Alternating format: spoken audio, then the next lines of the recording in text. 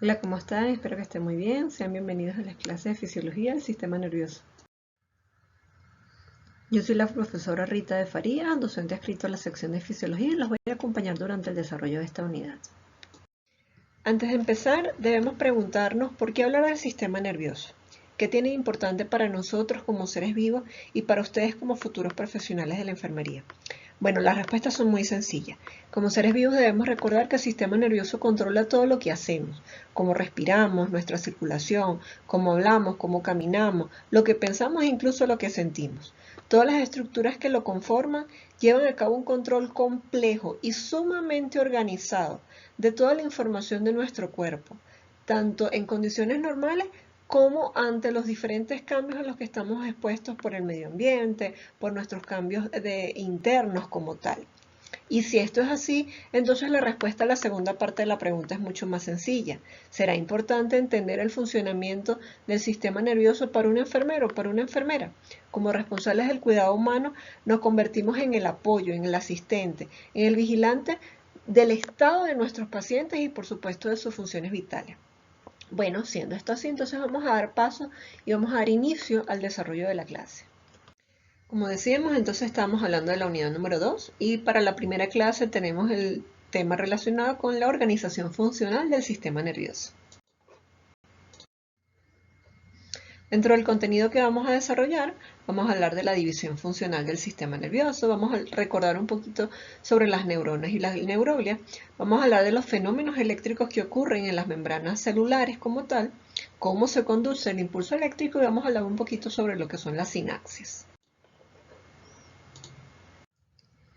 Hablemos del sistema nervioso, específicamente de la división anatómica del sistema nervioso. Estamos hablando de un sistema nervioso central y un sistema nervioso periférico, que ese sistema nervioso central debe estar conformado por el encéfalo y la médula espinal y que estructuralmente estaba constituido por sustancia gris y sustancia blanca, que esa sustancia gris no era más que cuerpos de células nerviosas amielínicas organizados en capas en algunas partes o en grupos especializados llamados núcleos, encontrando también dendritas y terminaciones axónicas, y una sustancia blanca formada principalmente por axones mielínicos, de allí su coloración.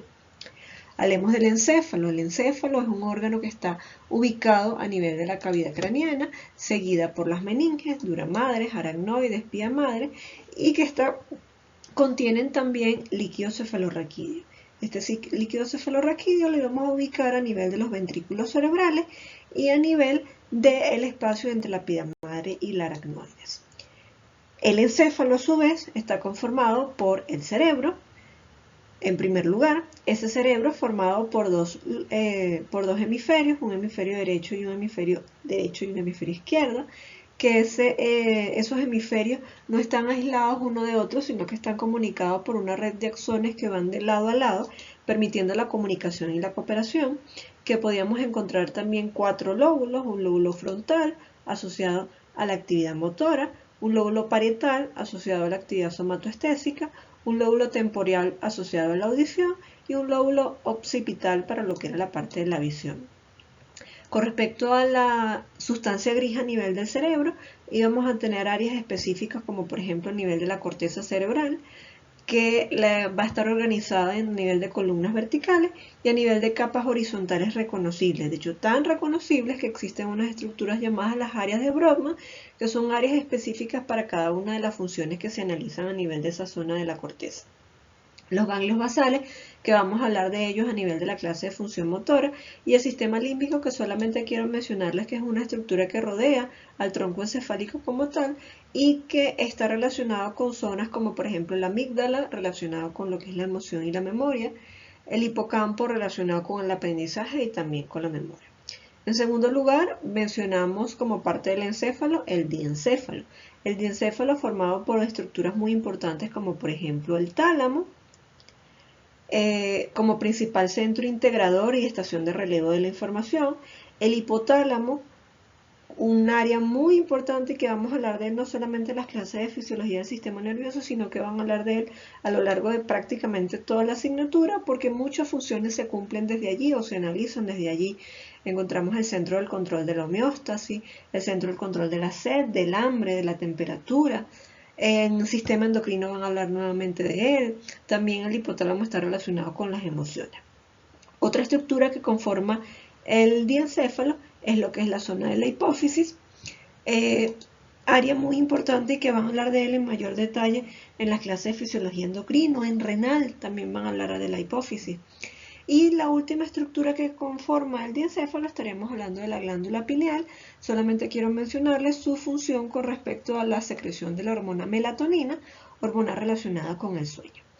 La tercera estructura que conforma el encéfalo, estaremos hablando del cerebelo. De él vamos a hablar en mayor detalle en la clase de función motora. Y la última estructura, estaríamos hablando del tronco encefálico. Ese tronco encefálico formado por lo que es el mesencéfalo, relacionado principalmente con los movimientos oculares y algunos reflejos auditivos y visuales. La zona de la protuberancia como área de estación de relevo de la información que va del cerebelo al cerebro.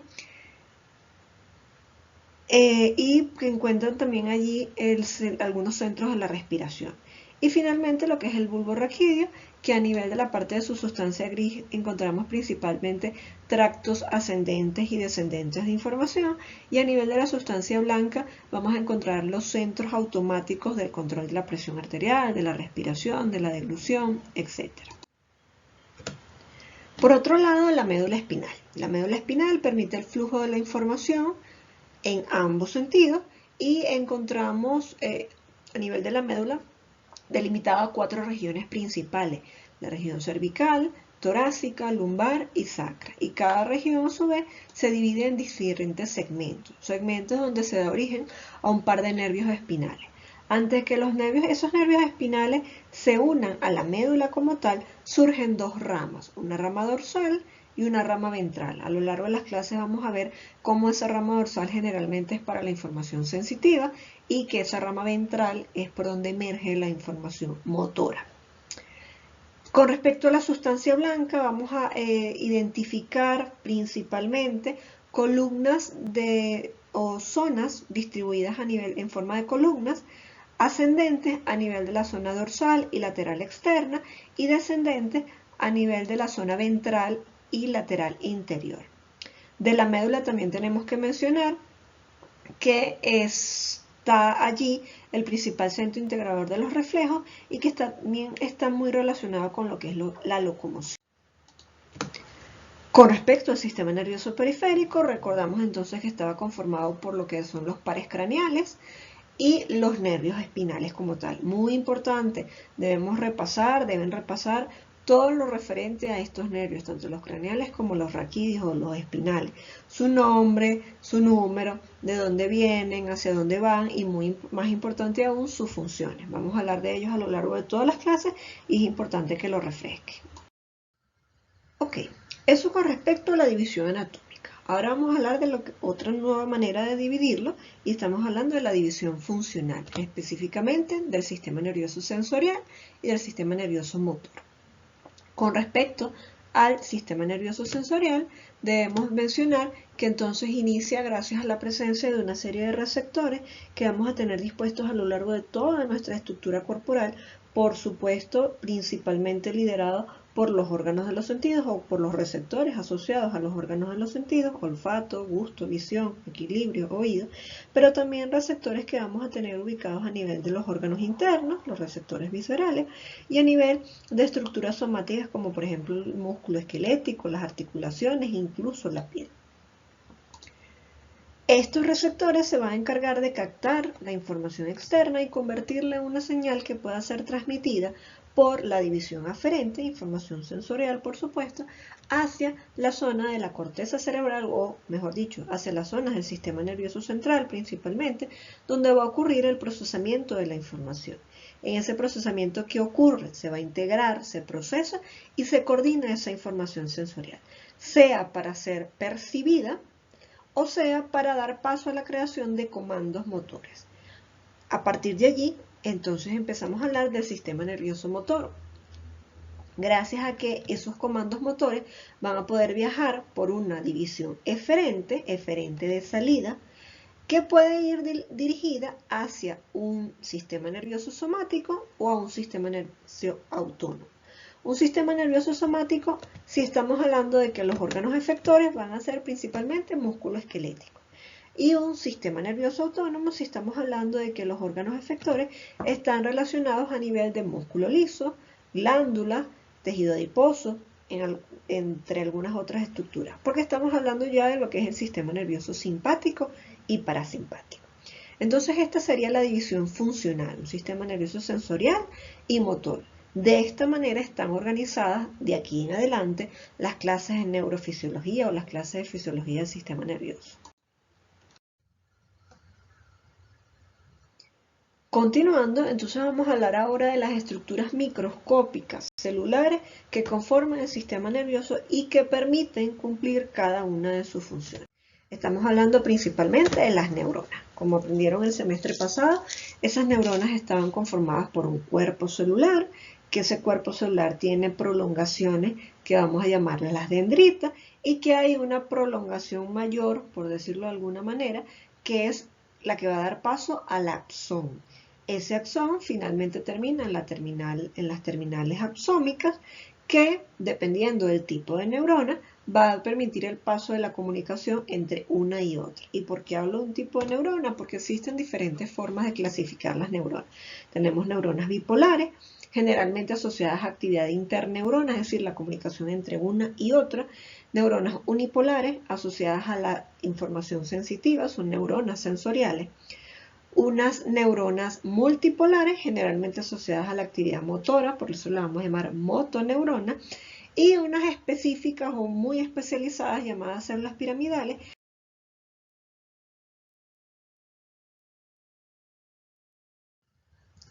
Eso con respecto a las neuronas. Ahora vamos a hablar sobre lo que son las células gliales o también llamadas neuroglias. Las células gliales vamos a tener ubicadas a nivel del sistema nervioso central y del sistema nervioso periférico. Por mencionarles algunas a nivel del sistema nervioso central, estamos hablando de las microglias, de los astrocitos, de las células ependimarias, de los oligodendrocitos. Y a nivel del sistema nervioso periférico estaríamos hablando de las células satélites y de las células de Schwann. Vamos a hablar de las funciones rapidito de algunas de ellas. Con respecto a las microglias, están relacionadas con el sistema de defensa. Vemos que tienen actividad fagocítica, lo que quiere decir que se encarga de protegernos, de eliminar todos los productos desechos y todas las células que se hayan dañado. Con respecto a los astrocitos, son también células protectoras, pero protectoras desde el punto de vista de que regulan el microambiente, es decir, se encargan de la regulación de todo lo que son la cantidad de iones, de nutrientes, de neurotransmisores, de regular la concentración de esta, tanto en condiciones normales como en respuesta a una lesión. Con respecto a las células ependimarias, encontramos de que forman parte de la cubierta epitelial de lo que son los espacios ventriculares, que, como mencionamos hace un rato, contienen el líquido cefalorraquídeo. Y no solamente forman parte de la estructura, sino que ciertas células ependimarias contribuyen a la producción, circulación y monitoreo de la condición, contenido de ese líquido cefalorraquídeo. Con respecto a los oligodendrocitos, unas células muy importantes porque se encargan del proceso de la mielinización de los axones del sistema nervioso central. Volviendo a las células del sistema nervioso periférico, hablamos de las células satélites, las células que rodean a los cuerpos celulares, por lo tanto, brindan soporte, y no solamente brindan soporte, sino que también brindan protección y nutrición a las neuronas a las cuales están aledañas o están alrededor. Y las células de Schwann, que son las células que cumplen una función igual que los oligodendrocitos, es decir, se encargan de la responsabilidad de la mielinización de los axones del sistema nervioso periférico en este caso. Entonces nos preguntamos, ¿cómo se comunica y se transmite la información del sistema nervioso? Eso que coloquialmente llamamos impulso eléctrico, ¿cómo ocurre? Para eso debemos dar paso a una serie de conceptos relacionados con los fenómenos bioeléctricos que van a ocurrir principalmente en aquellos tejidos que llamamos tejidos excitables. ¿Qué tejidos excitables podemos mencionar? Vamos a mencionar las células nerviosas y las células musculares. A lo largo de estas clases vamos a ver cómo estos tejidos excitables pueden cumplir con esta función de generación, conducción y transmisión de esos impulsos, de eso que llamamos coloquialmente impulso eléctrico. Para eso vamos a ir conociendo una serie de terminologías que vamos a ir desarrollando a lo largo de la clase. Potencial de membrana de reposo, despolarización, hiperpolarización, repolarización, umbral, potencial de acción y periodo refractario. No se preocupe, vamos a ir aprendiendo qué es cada uno de ellos. Ok, hablemos del estado en reposo. Una célula nerviosa, vamos a ubicarnos en la imagen, tenemos un espacio intracelular, como aprendieron en las primeras clases de la asignatura, y un espacio extracelular. En una célula nerviosa, en condiciones de reposo, el espacio intracelular está electronegativo, es decir, que la mayor cantidad de cargas son negativas. ¿Claro? Muy bien. Más adelante vamos a aprender por qué. Vamos a ver primero las definiciones. ¿Qué es despolarización? Cuando hablamos de despolarización, hablamos de que el estado de la membrana deja de ser menos negativo. Lo vemos acá, vemos cómo dejó de ser completamente negativo a aparecer cargas positivas. Eso es despolarización, un cambio en el potencial de membrana, en el que el potencial de membrana se hace menos negativo. Repolarización es un estado en el cual el potencial de membrana va recuperando paulatinamente su polaridad normal. Vemos cómo él estaba despolarizado, vieron que habían cargas positivas, y poco a poco va recuperando esa electronegatividad que teníamos en condición de reposo. Hiperpolarización, hablamos de que hay un acúmulo de cargas negativas mayor de lo que hay en condición de reposo. Y la última definición es umbral, pero eso me la voy a reservar porque se las voy a mostrar más adelante en una imagen. Entonces, esas son las definiciones principales: despolarización, repolarización e hiperpolarización. ¿Vamos bien? Ok, continuamos. Ok, ¿qué es un potencial de acción? Vamos a ver primero la definición. Es una despolarización rápida seguida de una repolarización hasta el potencial de membrana en reposo. Vamos a ubicarnos ahora en esta imagen. En esta imagen tenemos en el eje de las Y la polaridad de la membrana, el voltaje de la membrana, y en el eje de las X el tiempo. Dijimos que en condiciones de reposo la membrana estaba electronegativa, está cargada negativamente. Aquí tenemos de un 0, tenemos la polaridad en menos 70 milivoltios. Dijimos que la definición de potencial de acción era una despolarización rápida, es decir, el potencial de membrana se va haciendo cada vez menos negativo. Pasa de ser menos 70, menos 55, menos 40, menos 30, menos 20, menos 10, 0, 10, 20, hasta más 35, dependiendo. Seguido de una repolarización de la polaridad de la membrana hacia volver al estado de reposo. Entonces, de esta manera vemos lo que es un potencial de acción. El potencial de acción tiene ciertas características.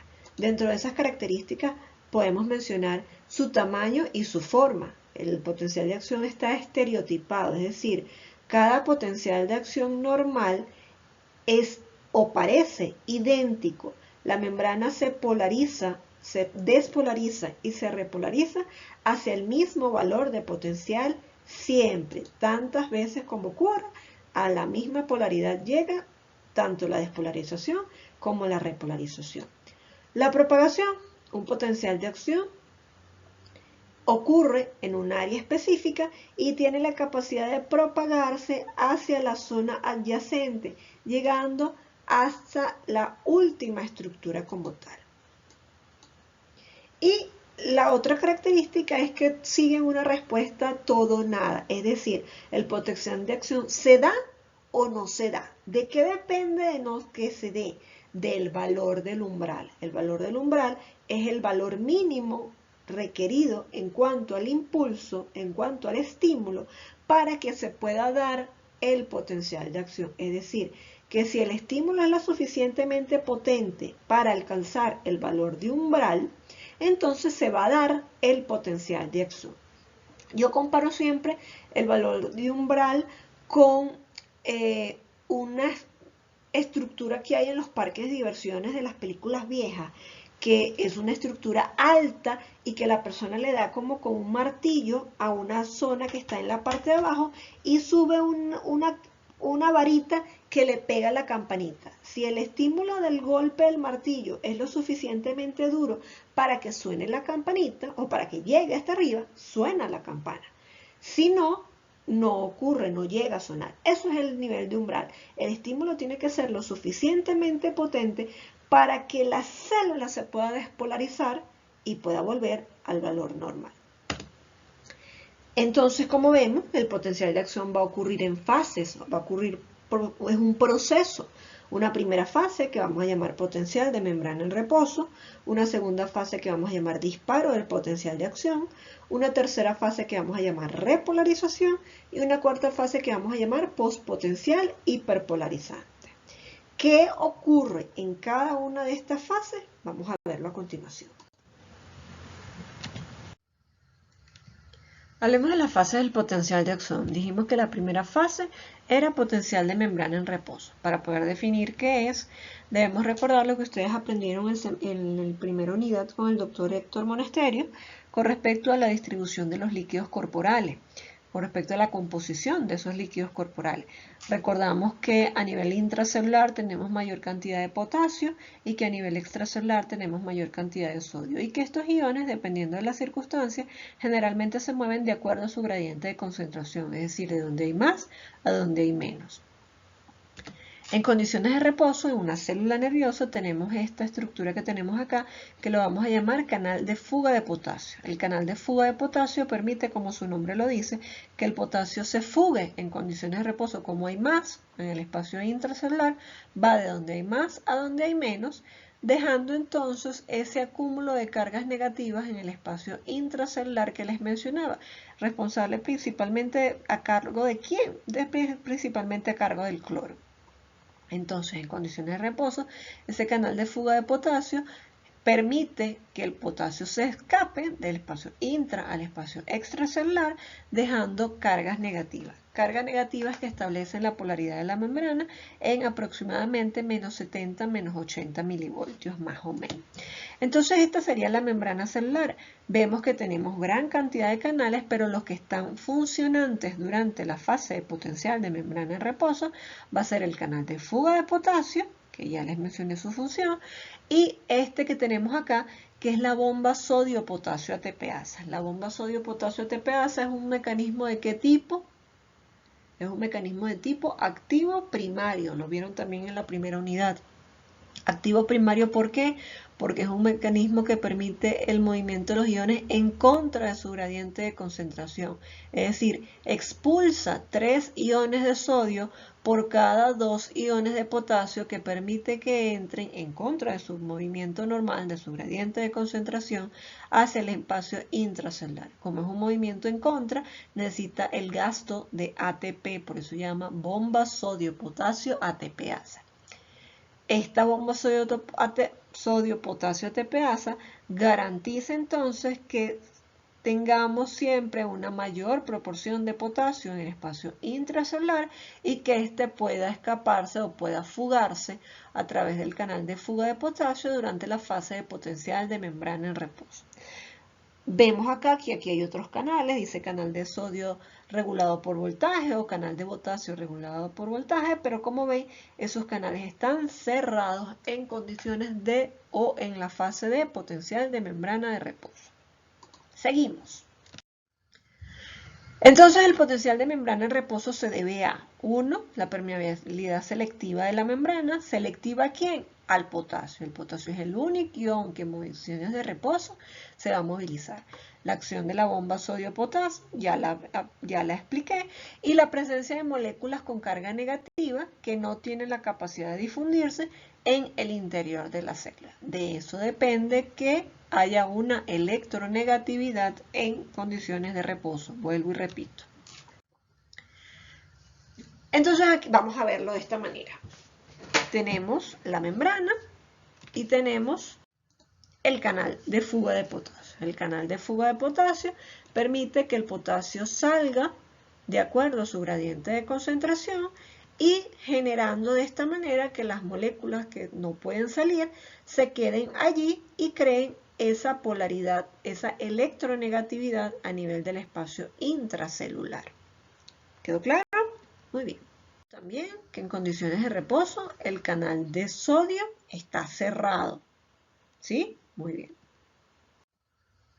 Segunda fase, disparo del potencial de acción. Ante un determinado estímulo, sea cual sea, ocurre el cambio en la polaridad de la membrana empieza a activarse y se activa este señor que tenemos acá, que es el canal de sodio voltaje dependiente.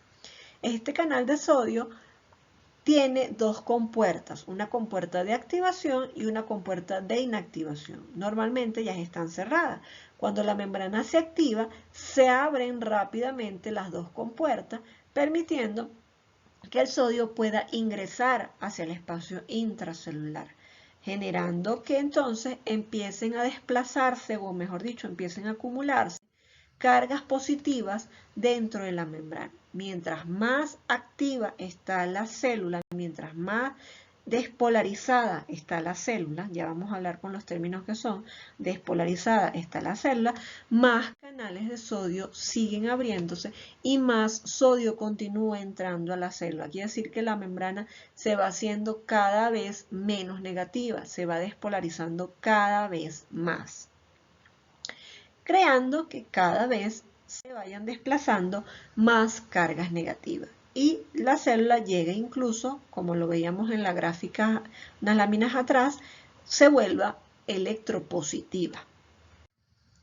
Ok, teniendo claro la segunda fase, pasamos a una tercera fase en la cual los canales de voltaje dependiente de sodio empiezan a cerrarse, la compuerta de activación se cierra y con cierto retardo se cierra también la compuerta de inactivación, evitando que el sodio siga entrando hacia la célula. Y por otro lado, activándose el canal de potasio voltaje dependiente, un canal diferente, no es el canal de fuga, es un canal de potasio voltaje dependiente. Como la célula está cargada, entonces este canal se abre permitiendo la salida de potasio, haciendo que poco a poco la membrana vaya recuperando su polaridad, para dar paso a la cuarta fase del potencial, llamado postpotencial hiperpolarizante o undershot.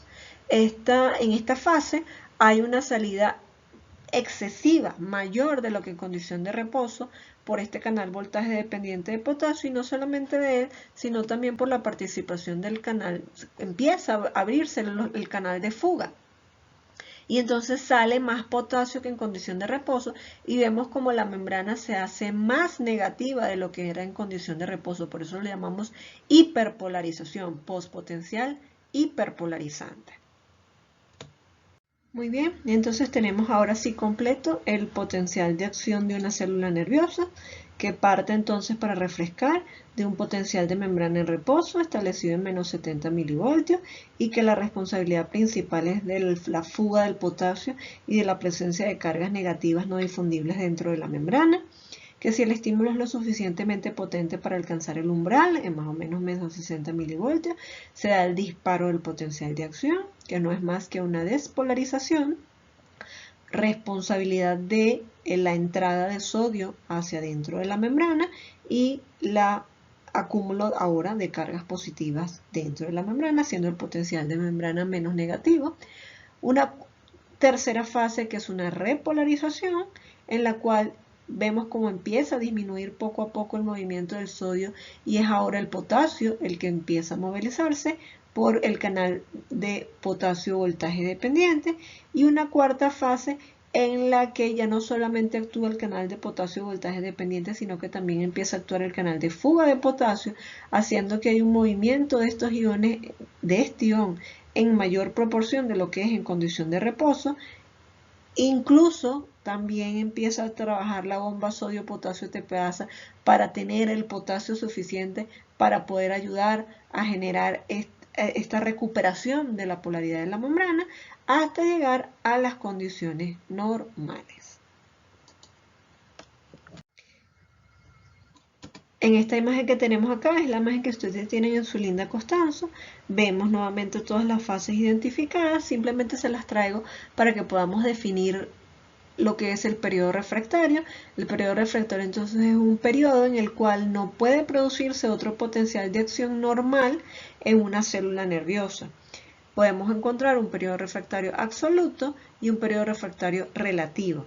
El periodo refractario absoluto nos referimos a que ya la célula está activa y ningún estímulo puede generar que se dé un nuevo potencial de acción. Generalmente el periodo refractario absoluto va desde que inicia el potencial de acción hasta más o menos un tercio de la fase de repolarización. Ya los canales de sodio están abiertos, no hay estímulo suficientemente potente para abrir más canales porque ya los canales están activos. Ese es básicamente el sustento de esta definición. Mientras que si ese nuevo estímulo llega después, durante el último tercio de la repolarización, incluso durante el undershot o postpotencial hiperpolarizante, y el estímulo es más potente de lo que fue el estímulo inicial, como los canales de sodio ya están cerrados, pueden volver a abrirse nuevamente, generando un nuevo potencial de acción. A eso nos referimos cuando hablamos del periodo refractario relativo. El periodo refractario absoluto no, y depende del momento en el que esté el potencial de acción. El periodo refractario relativo sí y solo si el estímulo es mayor que el estímulo inicial y si la célula se encuentra ya en la última fase de del tercer segmento de la repolarización o durante la cuarta fase. ¿Cómo se propagan los potenciales de acción? Como dijimos al comienzo, los potenciales de acción tienen la característica de ser autopropagables, es decir, que una porción de la membrana activa permite que se propague hacia la siguiente y así sucesivamente el impulso pueda propagarse a lo largo de todo el trayecto del axón o de todo el trayecto de la fibra nerviosa. ¿De qué dependerá esto? Dependerá principalmente de la velocidad de conducción y la velocidad de conducción va a depender de dos variables principales. Lo vamos a ver en la próxima clase en mayor detalle. Una de las variables es el tamaño de la fibra nerviosa y la otra variable, que es una de las más importantes, es la variable de la presencia de mielina, si el axón es mielinizado o no. Si el axón es mielinizado, la conducción es saltatoria. Si el axón no es mielinizado, la conducción es continua, lo que hace que sea menor la velocidad de conducción. Vamos a leer qué es la mielina, cuál es su función, para que entonces en la próxima clase podamos entender por qué en un axón que no tiene mielina, vean cómo el potencial de acción va a propagarse, pero chequeen, comparen, hagan la comparación entre la velocidad en el axón no mielinizado con la velocidad en el axón que tiene mielina. Vamos a leer sobre eso para que podamos entender a detalle esto. Y finalmente vamos a hablar sobre la sinapsis. ¿Qué es una sinapsis? La sinapsis es una unión especializada que permite el paso de información de una neurona u otra, o si ya estamos en los extremos, de una neurona a una fibra muscular, a otro tejido excitable como tal. Existen muchas formas de clasificar las sinapsis. La principal de ellas es la clasificación morfológica y se refiere a el punto en el cual se da la conexión entre una neurona y otra. Puede ser axodendrítica si la conexión entre la neurona A es desde el axón de la neurona A con la dendrita de la neurona B. Si es axosomática, si la conexión va desde el axón de la neurona A con el cuerpo o soma de la neurona B. Y o axoaxonal, si la conexión va entre dos axones. La neurona A y B se comunican a través de sus axones o de las terminales axonómicas. Y la otra forma de clasificarla es la clasificación funcional. Hablamos de una sinapsis eléctrica y una sinapsis química. Vamos a hablar por separado de ellas. Cuando hablamos de la sinapsis eléctrica, vemos esto que tenemos acá. Tenemos una terminal presináptica y una terminal postsináptica que están estrechamente comunicadas entre sí. Si yo esto lo tomo y lo agrando acá, entonces vemos cómo están la presináptica y la postsináptica, están estrechamente comunicadas por estas proteínas que tenemos acá, que la vamos a llamar uniones de brecha o uniones gap. Estas uniones GATT van a permitir entonces el flujo de la corriente, el flujo del voltaje, permitiendo que la información, entre comillas, pase de una neurona a otra. El diámetro de estos axones o el diámetro de estas uniones, perdón, va a depender o puede ser afectado por muchos factores. El pH, el voltaje, la presencia de iones de calcio generalmente disminuye el tamaño o el grosor del diámetro de este canal. Por supuesto, la señal que se transmite a través de una sinapsis eléctrica, como bien menciona la lámina, es mucho más rápida, se propaga más rápidamente y puede ser bidireccional, es decir, que la información puede dar de la neurona A a la B o puede ir de la neurona B a la A. Eso con respecto a la sinapsis eléctrica.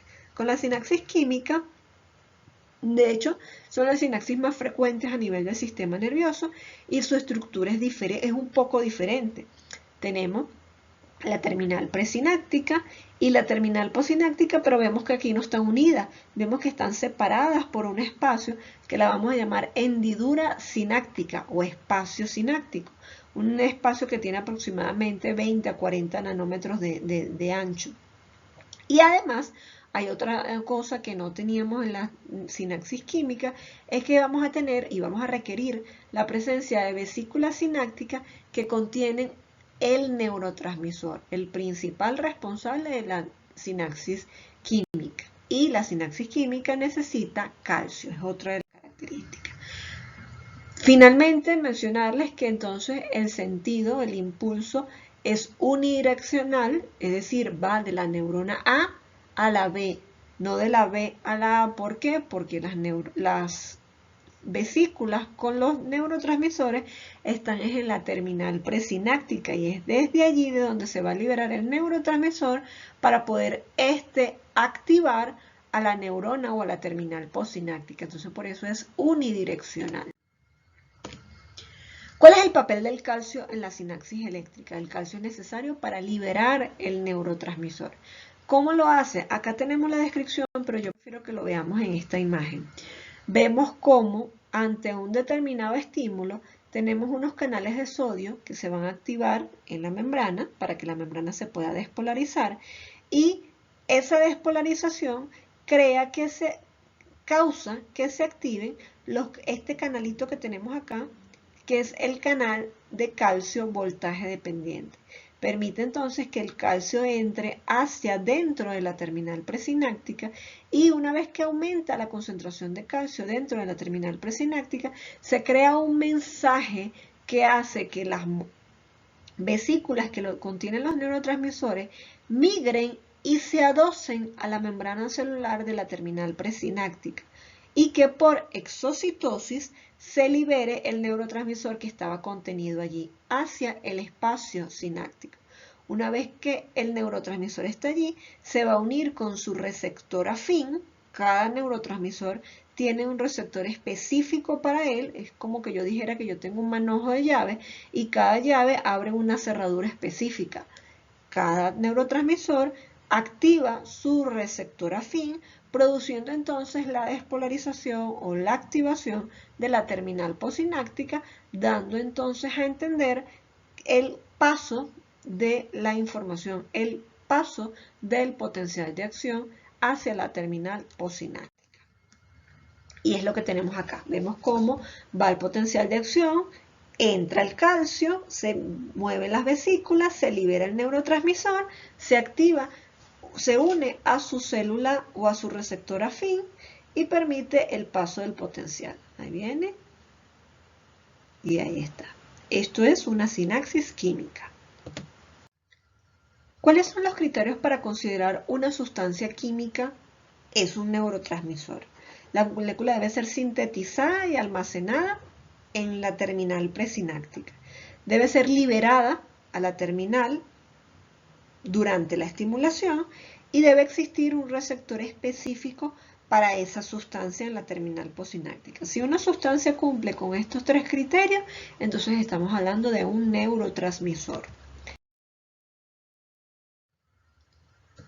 Siguiendo hablando de los neurotransmisores, entonces vamos a mencionar algunos de los neurotransmisores conocidos. Tenemos la acetilcolina, un neurotransmisor que generalmente está en mayor proporción a nivel de lo que es la placa motora, de la unión entre la neurona con cada una de las fibras musculares. Sin embargo, también lo tenemos a nivel del cerebro, generando principalmente una reacción excitatoria. El GABA o ácido gamma-aminobutírico es el principal neurotransmisor inhibitorio del cerebro. La glicina cumple la función análogo, es decir, función inhibitoria principalmente a nivel de la médula espinal. El glutamato es un neurotransmisor excitatorio más común a nivel del cerebro. De hecho, la mayoría de las neuronas siguen una activación a través de, son neuronas glutamatérgicas, es decir, tienen glutamato como neurotransmisor.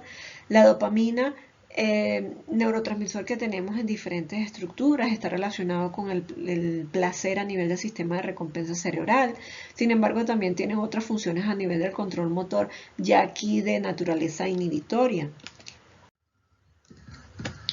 Otros neurotransmisores por mencionarles, la histamina, generalmente de acción excitatoria relacionada con las emociones, la noradrenalina, que no solamente actúa como neurotransmisor, sino que también actúa como hormona, teniendo acción tanto excitatoria como inhibitoria, dependerá de su receptor. La serotonina, involucrada en funciones como el apetito, la percepción sensorial, el sueño, las emociones, y generalmente con acción inhibitoria a nivel del dolor, contribuyendo un poquito al sistema de analgesia corporal. Las endorfinas, relacionadas también con lo que es la parte del dolor, ya que interactúa con los receptores opiáceos a nivel del cerebro, pero también está relacionado con los sentimientos de euforia, del apetito y con la liberación de ciertas hormonas. Y la adrenalina nuevamente también puede actuar como neurotransmisor y como hormona, y que tiene una reacción muy afín o muy a la par con otras catecolaminas como por ejemplo la noradrenalina y la dopamina, ya que juntas contribuyen a la activación del sistema nervioso simpático o a la activación de ciertas reacciones físicas durante circunstancias o situaciones de estrés. Esto solamente para que refresquen que existen diferentes tipos de, así como existen diferentes tipos de neurotransmisores, también existen diferentes tipos de receptores. Tenemos receptores ionotrópicos y receptores metabotrópicos. Esto lo vieron el semestre pasado en bioquímica. A refrescar esto para que sea más fácil el desarrollo de las clases. De esta manera culminamos la primera clase, culminamos la clase de hoy, y me despido diciéndoles: aquello que vale la pena tener merece que se trabaje por ello. Nos vemos en la próxima clase, donde vamos a hablar sobre funciones sensoriales del sistema nervioso. Muchas gracias por su atención. Y por acá les dejo la bibliografía recomendada para que la utilicen durante su estudio. Nos vemos en la próxima clase.